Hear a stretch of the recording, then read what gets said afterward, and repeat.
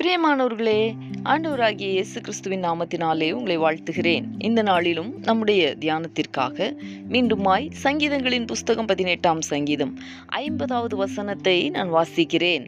தாம் ஏற்படுத்தின ராஜாவுக்கு மகத்தான ரட்சிப்பை அளித்து தாம் அபிஷேகம் பண்ணின தாவீதுக்கும் அவன் சந்ததிக்கும் சதா காலமும் கிருபை செய்கிறார்.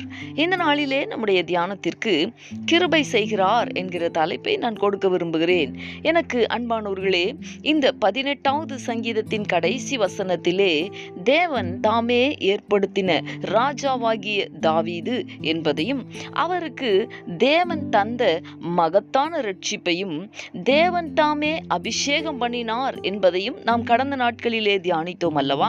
இந்த நாளிலும் அதை தொடர்ந்து தாவீதுக்கு மட்டும் அல்ல, அவருடைய சந்ததிகளுக்கும் சதா காலமும் தேவன் கிருபை செய்கிறார் என்பதை நாம் தியானிக்க போகிறோம்.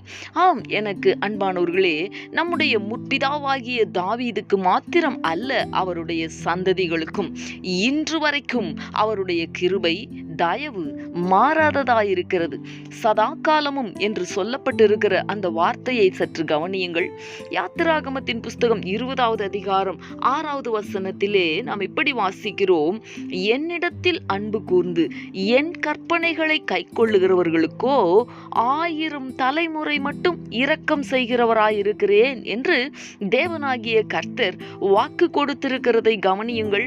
அன்பானவர்களே, நாம் நம்முடைய முற்பிதாக்களைப் போல தேவனிடத்திலே அன்பு கூறவும் அவருடைய கற்பனைகளை கைக்கொண்டு அவருக்கு பிரியமாய் வாழ்ந்து சதா காலத்திற்கும் கிருபை செய்கிற தேவனை மகிமைப்படுத்தி வாழுகிறதற்கு இந்த நாளிலே நாம் நம்மை அர்ப்பணித்து ஜெபிக்கலாமா?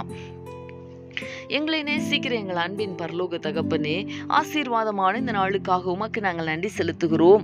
இந்த நாளிலும் தாவீதுக்கு மாத்திரமல்ல, அவருடைய சந்ததிகளுக்கும் நீர் சதா காலமும் கிருபை செய்கிற தேவன் என்பதை நாங்கள் தியானித்தோமே.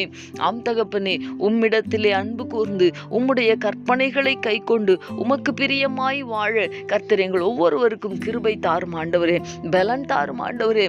தகப்பனே, நீர் தாமே ஏற்படுத்தின ராஜாவாகிய தாவீதுக்கு, நீர் அபிஷேகம் பண்ணின தாவீதுக்கு சதா காலமும் அவனுடைய சந்ததிகளுக்கும் கிருபை செய்கிறீர் என்பதை நாங்கள் தியானித்தோமே.